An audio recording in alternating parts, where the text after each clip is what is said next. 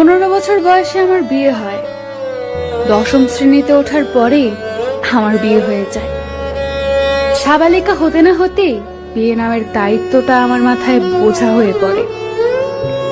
কামুকতায় অধিকার আদায়ে প্রতি রাতেই স্বামী হিসাব করে পাই পাই করে আদায় করে নেয় তার অধিকার।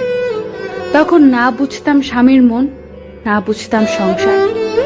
5 বছর শেষে এখন সবই বুঝতে শিখে গেছি।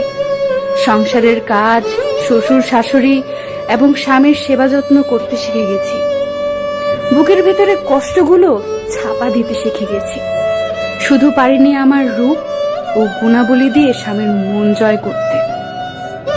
তাই জীবনে আর যাই করেন, মেয়ে হয়ে কখনো নিজের পায়ে না দাঁড়িয়ে, নিজেকে যোগ্য প্রমাণ না করে এমন কাউকে বিয়ে করবেন না যার হাতে নির্যাতনের শিকার হতে হয়।